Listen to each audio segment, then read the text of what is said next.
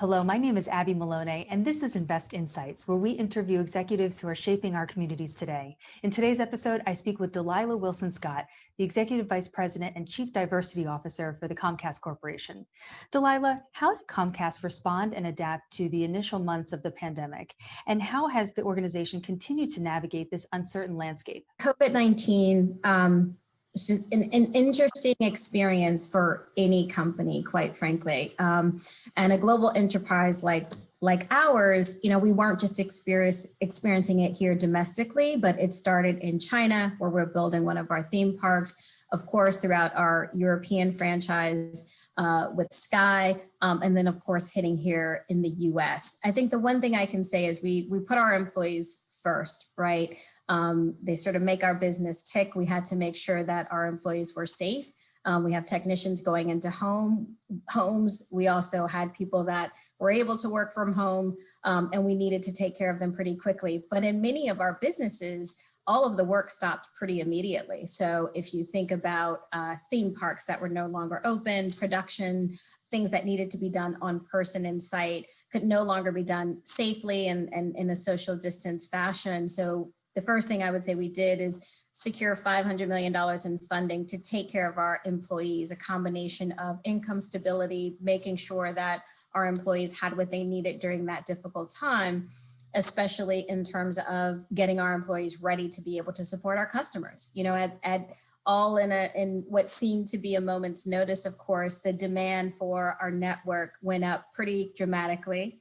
And we sort of had to think about serving our customers and really keeping an eye on our most vulnerable customers as well. So through our Internet Essentials program, which we've been working on for the past 10 years, it's been expanded every single year, and this year was no different, but we wanted to bring even more to the table. The first thing we did with that product, and it's a product that offers high-speed internet at $9.95, so making it very affordable. And basically what we wanted to do is make sure that for the first 60 days, that product was free to customers that were signing on, right? Because we had customers who may not have needed the internet before. And of course, now it was critical for online schooling, for those that were able and fortunate enough to work from home. Now the internet was much, much more of a necessity, not a nice to have. The other aspect is really bringing the speed of that product up to high-speed internet. 25.3 was important. We have families that have 3 or 4 children that need to be in school online, and having adequate speed, reliable speed in the home was a big factor there. So that was pretty important as well. We continue to work with school districts and cities across the country to make sure, especially our children, have access to affordable internet. And it's not just about connectivity. There's a ton of education that goes along with it. Many of us have been fortunate to have the internet for quite some time. We even take it for granted, quite frankly. But if you've never been on the internet before, and all of a sudden most of your daily actions and interactions are going to be online, there's a lot of basic training and just trust, quite frankly, that needs to happen. How can I be effective? How do I sign on to all these different tools and leverage them?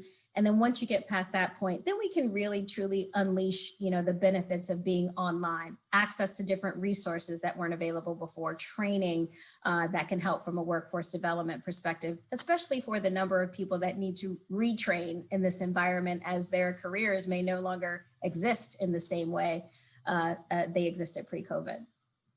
PHL Connected is an initiative to connect eligible K-12 student households with access to reliable internet at no cost through June of 2022.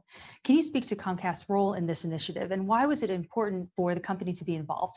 Since COVID struck early this spring, some of the greatest need was coming from school districts where they had many students who were not connected. And that was just as true for our headquarters market here in Philadelphia. So we worked closely with the city, a group of funders, to make sure that we could provide safe, reliable access to the internet over the next 2 years, and really came together with the mayor's office to launch PHL Connected. We hit an incredible milestone yesterday, 11,000 families now connected, which is huge. And while most of those are getting access through connection in the home, there's also Wi-Fi hotspots being made available to certain families, especially families that are insecure. It comes with housing insecure. It comes with digital skills training, and also making sure people have access to the right equipment at home as well. It's one thing to have access from a smartphone. It's quite another to have, a reliable access in the home, and making sure you have the right number of laptops and devices so people can do what they need to do online. So it was great to be able to bring together a number of different stakeholders to do something that our city needed. That work still continues. It is a 2-year program. We have programs like this that we're a part of all over the country, but we definitely wanted to make sure we were a leader in this work and partner with a number of different people to bring together this effort for Philadelphia. I mean, it certainly takes a village. Comcast is as great as we might be and as large as our footprint, we know that we alone cannot solve this issue of the digital divide, but we're committed to it and putting our resources behind it in a way that we think makes sense. Comcast announced this summer that in response to the nation's ongoing social justice movement, that it would commit $100 million to advance social justice and equality. As the newly appointed EVP and Chief Diversity Officer, can you please speak to why it was important for Comcast to do so? And how will you use your platform to support ongoing social justice movements? I think like many CEOs, many companies, all of us were moved by what happened in terms of everyone witnessing the killing of George Floyd. And while that certainly wasn't the first act of its kind, it was definitely affecting everybody and available and visible to everybody in a way that I would say similar acts have not been. So I think it forced everybody to take a step back and placed our CEO in a position where, given how personally moved he was and how understanding he was about Comcast's ability to play a role in addressing this within our walls, with our customers, how we conduct our business, it was important that he was able to make that commitment. And we're sort of all driving forward to bring it to life. It's almost like the commitment is a moment in time. I think where the rubber hits the road, the test that we're trying to measure ourselves against is the momentum and the work and the actions that happen after that commitment. So we outlined 5 areas in Brian's letter that our company is getting behind. Number 1, of course, is our employees. Again, we can do amazing things with communities, but if we aren't creating the culture, if we aren't thinking about our own talent from a development, hiring perspective, we're never going to be the type of company that really is advancing equality in a thoughtful way. We're also leveraging our media and awareness platforms. I mean, our 3 big assets are our talent, our technology, and of course the reach we have through media. So putting in-kind support, using our in-kind support in meaningful ways is definitely a big part of it. Digital equity, again, doubling down on what we just talked about, PHL Connected, the enhancements we've made to Internet Essentials, our recent announcement about placing 1,000 lift zones all over the country to really be safe spaces that young people can go to do online schooling when doing it from home is not an option.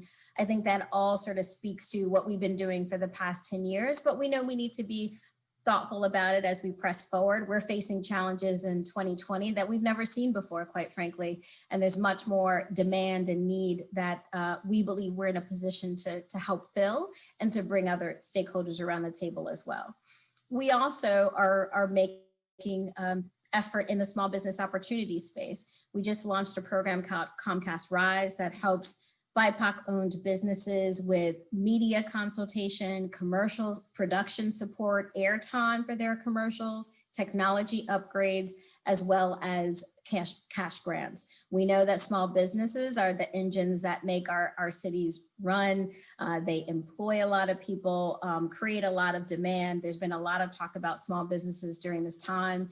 We touch them in a number of different ways, especially through our Comcast business arm. So these are just some of the things that we're focused on as we think about social justice writ large. And again, making sure our culture is representative of everything we're doing, as well as how we're supporting communities. I mean, that's what that commitment is about, but the real work is happening now through the actions as opposed to just that commitment. We want to stand behind that letter and be able to do that, not just in 3 years, but well beyond that. Dalila, obviously in a lot of the items that we spoke about today, the country is seeing unprecedented times. It's been incredibly difficult on many different levels. What have these past number of months taught you personally about resilience?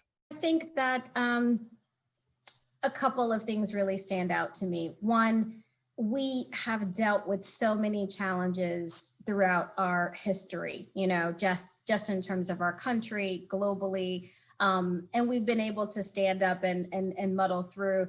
This is yet another transformative moment in our history. And so I think number one, people do really come together and collaborate in times like this. We are all impacted by this pandemic, regardless of your socioeconomic status, regardless of your citizenship.